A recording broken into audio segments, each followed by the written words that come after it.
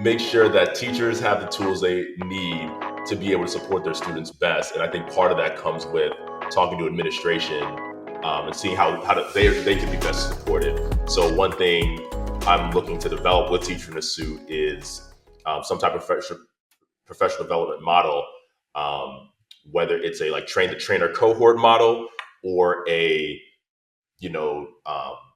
completely asynchronous professional development that teachers can do. And I'm trying to see which one school leaders prefer. So I would like to direct people to that form on my LinkedIn or my website, so I can get insights from different school leaders and or any leaders in education, really, department chairs, grade level chairs, assistant principals, whatever, to see like, hey, if I want my school to be upskilled in AI, and then be able to give some input into how that's being developed and what would make more sense. And then also, I don't know if this is an angle you want to take or not at all, but my work with there's a story behind like why the name Teacher in a Suit, so we can get into that later too. But I would love to, yeah.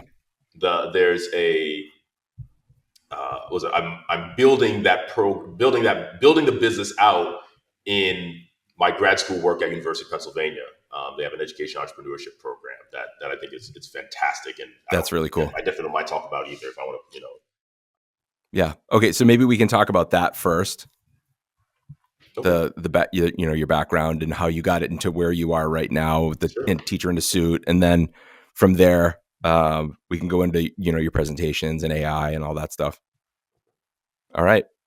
I'm good if you're good. I think so. I was trying to get, I never had the USB for this this light, but I think we're good without it. You said it looks fine. So. No, the light looks good. Yeah. Have a little shadow. It'll be a little mysterious. That's okay. I've got this sunbeam thing going on because I got a window. I think it's cool. It's a great aesthetic. I think it's perfect. Very bright. It's better than like recording in my basement like usual. So this is a plus. No more bunker look, hostage crisis look. So I'll start by I'll read your bio here that Tom had provided that's on the website, and then we'll get started from there. All right. Welcome back to the EdTechTeacher podcast. My name is Brandon Hall. I am pleased to be joined by Winston Roberts. Winston is an innovative educator, an AI strategist, and master's candidate in education entrepreneurship at the University of Pennsylvania. After nearly a decade in the classroom, Winston Roberts saw firsthand how our education system is burning out teachers and prepping students for a world that no longer exists. In response, he founded Teacher in a Suit, offering AI training tailored for education to help school leaders, district executives, and teachers future-proof their schools. Winston, welcome to the program. Thanks, Brandon. It's great to be here. Yeah. So you just got off a plane, within the last 10 hours? Yeah, less like 10 or so. So a little bit jet lag, but it's okay.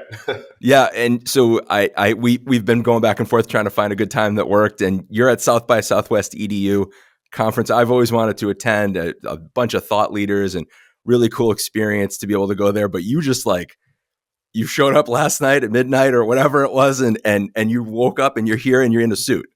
Yeah. Oh, absolutely, absolutely. No, I'm really excited. So basically, after ITSE last year in Denver, at ITSE last year in Denver, I did a panel with the National Black Child Development Institute alongside Dr. Keisha King and Dr. Leah Austin and one other person. And we did a panel on the ethics of AI and the impact of Black children. And then after that, we said, hey, we should do this again. This was so much fun. We should do it again. So he reached out to us probably a few months later and said, hey, we're going to try and get to South by Southwest EDU. And then they added Dr. Calvin Mackey onto the panel. And we had to kind of campaign and go out to the crowd and see if we could get people to vote for our panel to be admitted into South by Southwest EDU through their panel picker system. Mm-hmm. So it was really, really exciting. We got, enough votes, I suppose, and now our panel got picked. So the ethics of AI and the education of Black children will be happening on Wednesday at 2:30. I think I got the time right, so don't go beyond that. But we're really excited to reprise the panel. And as a matter of fact, I can go on this for a while, but Dr. Calvin Mackey is one of my mentors, one of the reasons I attended Morehouse College undergrad. Mm-hmm. So it's a very exciting full circle moment to be on a panel with somebody who I saw speak when I was in 4th or 5th grade. Yeah, that's super cool. But your program, Teacher in a Suit, is where people would know you from. and here you are ready to go at 8:30 in the morning. Teacher in a suit is in a suit in a Yes. hotel in Austin, Texas. Absolutely, absolutely. I was just hoping that they wouldn't lose all my suits in the baggage claim or anything like that. Going across the country, I would have been in a real pickle being teacher in a suit without the suit. So that's been challenging. Yeah, right. That would be a great. There's a great opportunity for some advertising, though, right? You get in with like Men's Warehouse or something, or like they lost my suit and teacher in a suit is here. We got it instantly. That's some great content that I hope I'll never have to use in terms of that line, but I'll keep that in the back of my head just in case. So yeah, that's Yes, great. yeah. We got to work some money. There's the entrepreneurship part, right? So you're currently a student at University of Pennsylvania in educational entrepreneurship. How did you come about that program? So really exciting stuff. I was actually, going back to why I got into education in the first place, and some of the things that I wanted to do. I wanted to make change in education. After I'd been teaching math for probably 6 years, I found increasingly difficult to convince my sixth graders they'd be using a box and whisker plot regularly in real life. So I wanted to see, okay, what are some things that we're going to actually be using, in the real world? And financial literacy, was one of those things where I was like, I think it would be really beneficial to have kids learn financial literacy in schools. And everybody's always saying, why didn't they teach me this in school? So I said, crazy idea. Why don't we teach this in school? Yep. And That goes back to the old, you see the meme all the time. It's like, I'm so glad I learned how to do whatever it was and not my taxes, right? exactly. That was the thought. So that's, I really was on this mission to, make education practical, make it real world, tie it and everything, and started doing that with financial literacy and founded a program, Financially Lit, Luxury is Teachable. And in the midst of that happening, we can talk about Financially Lit, when we need to, but in the midst of all that, AI happened. And I was just like, kind of blown away with everything that's happened with AI. I'm sure we'll get to that as well. But in the midst of me trying to make sure that kids were prepared for the real world, I was thinking, how can I, build out this teacher in a suit brand that I've created? And how can I, really make it a business and do this to help scale the impact that I'm wanting to do? And I'm looking at different master's programs, and I see one in education policy. I see a few different ones, and I see this little one on Penn's website in the Grad School of Education that says Education Entrepreneurship, 1-year program where it's basically tailored to have you build out your business, and your capstone project is your business, and you're doing pitches throughout. It's almost like its own mini incubator, and it's in a cohort model where you're getting to meet with 50 other innovators in education, and they're giving you all the tools and resources to be able to build it out. And being able to do this at University of Pennsylvania, which is in the city where I was born in Philadelphia. Oh, cool. And especially to have that on top of a Eagles Super Bowl victory, in the same year. This is okay. this is a better year right now. So, but I can't speak highly enough about this program. It's truly been exceptional. I can't do with the Eagles thing with the I was great. I was psyched that they beat the Chiefs. As a Patriots fan, I was psyched that they beat the Chiefs. Oh, nice. But oh god, the Nick Foles stuff from a couple of years ago and the Philadelphia special, I can't handle it. Oh man, yeah. Don't get me started on that if you want me to go down a whole nother tangent. Oh man, gotta love the Eagles. And seemed like Tom Brady was very happy with the outcome too. Got to say that. Totally fine with it. Gotta love it. And Penn is such a great school, and you've got the access to Wharton and some of the other stuff, like being in a world-class city, being so close to New York. If you need that, like, what an incredible opportunity. Yeah, it's really amazing. They have it's the program is within GSC, but we have faculty from Wharton, we have faculty from Weitzman School of Design. We have a lot of people that kind of come together to make this program really special. And it's been so welcoming. It's been so helpful. They also are like adding additional programming on. They're able to connect us with previous people with people from previous cohorts who are doing amazing things in education right now. So I'm just really excited to be a part of it and to be able to grow out this business within education entrepreneurship and still be able to help teachers and help school leaders be able to upskill their teachers in regards to AI and education, so that our kids are prepared for the real world. Yeah. Let's talk a little bit about that real world prep. Prep that you're teaching financial literacy in high school. you're talking about AI innovation and your K-12 charter that you work at, Foundation Academies in Trenton, New Jersey. And you can tell I work in a school myself. There's the bell.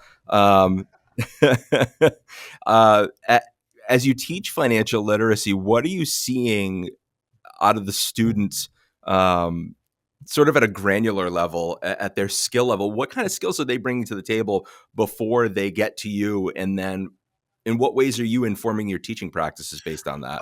I think the great thing about it is that kids come into the classroom with so much knowledge about their world, their own world. They have so much schema already, and being able to leverage that and apply it to real world context, being able to apply it, getting them starting to think about their future. It's really exciting. It's something that my for Luxury is Teachable, my co-founder Stefan Bowman and I really wanted to emphasize. I mean, there are so many different financial literacy courses and programs and everything out there that can sit and lecture the kids about what a budget is, but we try to make it really practical. So one of our hallmark activities is where we develop a case study around a high school kid who's making some money at a bookstore, working about 10 hours a week, and he wants to buy a PlayStation 5 and some sneakers, but he's like spending his money on all this different stuff and only has $70 left over after every month. And the kid's job is we put them in the role of being financial consultants, and they have to work together in teams to be able to create a plan that they will then present to the rest of their classmates in terms of, hey, this is our plan for Jalen. This is why he should go with our consulting group for for this. So I started doing this with our fifth through eighth graders at the previous school I was at, and same thing. Like you'd say, what, you can teach a fifth grader about financial literacy? Absolutely, Yeah. because their parents are giving them money to go to the corner store. They're getting, they're buying, Takis and soda and whatever else, and it's easy. I can say to them, hey, you're getting $20 from your parents to go to the corner store. Take $2 of that, put it aside, and don't touch it. And they can go, oh, that's a good idea. And I've got these, Stefan and I, we have these testimonials on our Luxury is Teachable Instagram page where kids are saying like, yeah, before I took this class, I was spending, so much money at the corner store, and I've saved about $200 in the past couple of months just by taking this class and thinking about money. And that's a sixth grader who said that. And getting kids from middle school, high school to really think about these just foundational skills about our five tenets are: don't get caught up chasing wants, needs come first. Have a budget for your money, save 10% for a rainy day, invest, your money should work for you, and borrowed money must be paid back with interest. And we just construct the class around those five simple concepts and bring in our own life experience with financial literacy. We bring in activities and practical things and projects where kids can experiment with these things and kind of have a chance to fail in class. So that way, when they go in the real world, like, oh, I know I'm not going to do this because I remember in my financial literacy class when I tried that, I saw how it played out. So that's the exciting thing about it. Like, kids come in with this schema, and then we want to have this community aspect of it too. We've talked about this philosophy of compound impact, where what we teach the kids in class, they get to then go teach to their parents, their grandparents, their aunties and uncles, their friends and other family members. And now the entire state of New Jersey gets a chance to learn the skills to manage their money for the rest of their life. So that's really what we're trying to do. It's exponential growth too. Absolutely. Right? One kid teaches two people. Those two people teach two people. Right. I love that. And I love the, what did you call it? Financially lit. And the lit stands for Luxury is Teachable. I love that. That's awesome. I mean, I think about all the mistakes I made as a teenager or a college kid. Like, oh, there's somebody at the cafeteria that's signing people up for credit cards and they'll give you a 1 pound bag of M&Ms. That sounds great. I'll take the credit card for the 1 pound bag of M&Ms, and then not thinking about 26% interest rate in a credit card. Yes. No, that's really good stuff. And as far as the AI innovation is concerned at your charter, you're working with both students and teachers on how best to use AI. Yes. So one of the exciting things is Foundation Academies is this very innovative charter school or set of charter schools right in Trenton, New Jersey. The current CEO is a native Trentonian, born and raised. Her kids are in the program. Her husband teaches math right next door to me. And they're always thinking about how can we, support our community of Trenton, New Jersey the best ways possible, and how can we be on like the cutting edge of innovation, what's happening. So one of the things when I came down there, I said, hey, these are the things I'm trying to do with AI. The education system isn't ready for this. Our current education system is preparing our kids for a world that no longer exists. I want to help equip teachers to navigate this world, and I want to give them the resources to help save them time, and then also be able to help students be able to use this as well. So our CEO said, "Yeah, come on in. Let's bring that here." And created a role for me as AI innovation lead, where I get to now create professional development for our teachers and be able to share with them the tools and best practices around generative AI, so that they can then go into the class. They can go use those tools to make their own lives easier, and reduce the amount of time that they're spending on a lot of different tasks that every teacher in America is being asked to do. And then it gives us a chance to kind of explore possibilities of what's possible on the student end, and then develop like some policy and everything around that. One thing I hear from a lot of teachers is that they're not always 100% decided on AI. They're like, well, we'll kind of see where this whole thing goes. It's kind of a fad. AI's been around since the 60s. Blended learning was a new thing a while ago. But they're not understanding how this is fundamentally different. And while they may be on the fence, I can't go 5 steps into high school without overhearing a kid talking about ChatGPT. Mm-hmm. So the thing I'm seeing, and there's a lot of research and reports and everything to back this up, is that the kids have decided, like, oh, I'm going to use AI. This is great. I can get my English homework done with it. And the teachers are kind of like, this is cheating. I'm not really sure, where to go with this. And this is kind of the picture nationally, even though there's like kind of a growing percentage of teachers who are like, okay, let's see what's going on. But when you have this giant disconnect, it just sets up our kids for failure, because they're stopping at, I can get my English homework done with it. So whenever I talk to kids and I ask them, like, let me see, whenever I talk to kids about AI, the first question I say is, what would you do if you had all the world's information at your fingertips? And they have all these crazy ideas like, oh my gosh, I would build a multi-million-dollar business. I would give that information to other people. I would, keep it all to myself. One kid told me I would take over the world. And I said, that's amazing. All of you guys said that, especially if we're talking about Black and brown kids, like, for them to have these ideas. I'm like, that's amazing that you said that. But the interesting thing is, none of you said I would do my English homework with it, even though you could have. Mm-hmm. And there's relatively little that your English teachers could do to be able to stop you. And I said, this is to talk about AI. And here's the thing. When you are talking about this technology, I want you to be thinking in that grand, big idea scale that you were just talking about. Sure, you could do your English homework with it, but that's boring. Like, what more can we do? And when I get kids thinking about that, and the wheels start turning in their brain. And then when I get teachers to start experimenting with the technology in those ways and thinking about it in that way, then the wheels start turning and they're thinking about, oh, all right, how can I do this in a different way? We live in a world where if we have teachers giving the same 5-paragraph essay homework assignments, and ChatGPT could pass the bar exam last year. And what world are we setting our kids up for if we're not reconciling with those two things? So that's the work that I'm trying to do at Foundation, building out tools, building out professional development, building out resources to equip our teachers so they can then equip our kids. Yeah, I think as a teacher, I used to try, and when I had my agenda board like on the side of the room with the goals for the day and the objectives for the class and the homework and that sort of thing.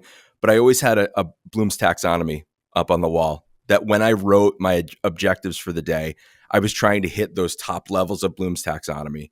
And that if we as teachers are hitting those top levels, and then our assignments are hitting those top levels, the basest stuff can be done by ChatGPT. Can that really top level stuff, the creation and the conclusions being drawn and that sort of thing, be done by ChatGPT? Not quite yet, but we need our students to be doing those sorts of assessments, those unique and creative assessments. Absolutely. I think that's the great thing about it. And that all comes from, this kind of ties back into the entrepreneurship aspect. It's getting kids to recognize the problems that they're seeing in their own communities and start thinking about ways they can start solving those problems.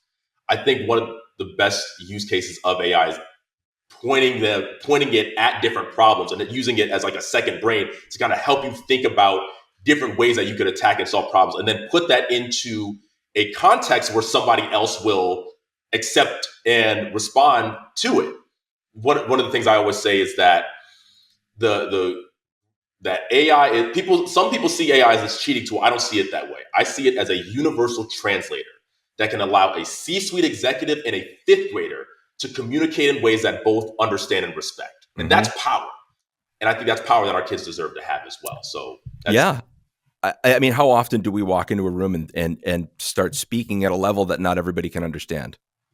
Right. I think I'm a tech director in my school district, and there are oftentimes where I have to go work with teachers. And as a former teacher, I start speaking and then I go, hold on a second. You're not going to get, this is way too technical. Let me back it down for a second. And I've had data given to me for meetings and then gone in and taken that data and put it into ChatGPT and said, simplify this so that a layman can understand what we're talking about. They're not going to understand that there is, latency and, 6 gigabit speed and the bandwidths and what each one of these acronyms stand for. But if I say most classrooms have a Wi-Fi access point that can handle up to 100 devices, I did the same thing as saying, most of the classrooms have Wi-Fi 6 with 1G speed and latency, right? It's all doing the same thing. I don't need to be up here with it. Exactly. And we can use the AI to bring it back to a level that people can understand. Absolutely. I mean, it's. I think with a lot of industries, they have, out of necessity, created this jargon and these acronyms and everything to be able to communicate certain things. But when you're talking to a regular person, I mean, the average American reads at, I think it's an 8th grade reading level, and the average, person has like I think a 12 or 13-second attention span. So when those are the facts of what we're dealing with, we can talk about the factors that lead to it. But if that's the world that we're in right now, we've got to figure out a way to make sure that we can communicate best with everybody. And those are the ideas that tend to permeate and resonate is when, I understand what this person's talking about. Then that's how you get your ideas through. Yeah. So I think that if we can do that, it's really a game changer in that respect. Right. I mean, we have Google Translate to translate languages, and I feel like AI is like a universal translator. It can adjust the language to the reader. 100%. Yeah. I do want to talk a bit about what you have a presentation coming up with EdTechTeacher at the AI conference that we have in mid-March here coming up soon. Teacher in a Suit is going to be joining us with From Lyrics to Lessons. Tell me about that. Yes. So kind of back to what I've been constructing as the professional developments that I do for foundation academies. I'm bringing one of those to the EdTechTeacher AI Summit. And what we're going to be doing is helping teachers. Well, let me back up a little bit. One of the misconceptions that teachers and a lot of people have about AI is that, it can't do anything that a human can do. It sounds robotic. It can't do anything creative. And they come in to these sessions with those preconceived notions. And what I try to do is just blow those completely out the water. And what we're going to be doing is actually using AI to generate a Grammy caliber song. And so they get to be songwriters within the hour that we're working together. And that kind of just opens up their mind in terms of what's possible with AI. And we can debate whether it's Grammy caliber or not, but I will die on the hill that's better than a lot of the garbage that's on the radio these days. So, and when teachers walk out of a room saying like, hey, this is actually good, and maybe I could copyright this and become a songwriter now, at least they start thinking about that. I say, great. Now, what about your kids? And let's talk about your kids walking out of your classroom or out of their high school across their graduation stage with something they can monetize and how they can solve problems or be able to do things that will impact the world. How can they create with this technology? What can be created with this technology? Now that you've just experienced firsthand something you didn't think was possible with AI just an hour ago that's now been blown out of proportion. So we're going to be kind of exploring that in the session. And not to hype it up too much, but I've literally had people walk out or walk out of that session in tears of joy based on what they could create with this technology. Yeah, it levels the playing field, right? I don't know how to play an instrument, but ChatGPT could, or another one of those AI tools could, and write the song for us and create album art and lyrics and all of those things, and then put together a tour. And I think the special thing about it is, and I'll tease a little bit of this. The secret sauce is you. The secret sauce is the user. It's about what you put in. So the quality of your response is dictated by the quality of your prompt. And if you're adding in additional context about yourself and putting in things that are going to make the additional details to personalize it, you're going to see much better results than somebody who doesn't. One of the YouTube videos I did a little while ago is how, could be somewhat controversial, but gets into some of my views about education, is how to write a Harvard quality admissions essay with ChatGPT. And there's a New York Times writer who said, "Oh, ChatGPT can't really, sound." I tried it on these admissions essay questions, and it wasn't really that great. But in the video, I kind of take you through my prompting process and how to do it, and how you will get a much better response if you write the prompt that I use versus just, "Hey, write me an essay," or write, or answer this question. And if you detail it and personalize it and put your own writing sample in it and think about all these different type of things, then the response you get is a lot different than if you don't. So I think I'm excited to kind of share that process with the folks at the EdTechTeacher Summit.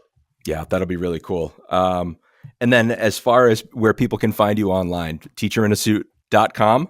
Yes, so teacherinasuit.com, and then across all my socials at Teacher in a Suit on Instagram, Twitter, or X rather, and Instagram, Twitter, TikTok, all the things at Teacher in a Suit. And actually, there is one thing I could use your help on as well for all the listeners that are out there. If you're a educator or a leader in the education field, so if you're a school leader, if you're a grade level chair, if you're a department chair, assistant principal, whatever the case may be, I could actually use your help in terms of building out what the next professional development for AI will be and what would be useful for you, whether it's a train the trainer model or if it's a completely asynchronous teacher AI PD, what would be most helpful for you? So if you go on teacherinasuit.com, there's a way where we can get your input on that. So we would really appreciate that. Excellent. And what do you have coming up? What do you see 6 months from now, a year from now?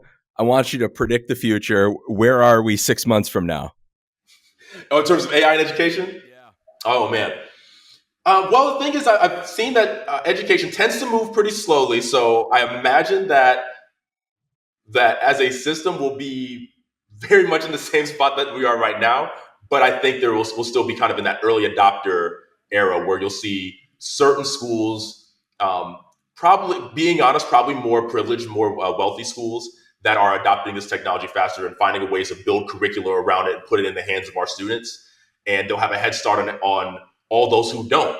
And you're starting to see some of that happen already as well. So that's why I'm trying to make sure that this technology, even though it's on everybody's phone, that the professional development and guidance around it is really democratized so that all of our kids can have access to the best opportunities possible and be able to create things for themselves to help shape the world in their image. Yeah, quality of access, equal opportunity. I love it. That's great. Winston, thank you so much for coming on the podcast. Great conversation. Looking forward to meeting you in person next week at the EdTechTeacher AI Summit. Looking forward to it, Brandon. Thanks again. Thank you.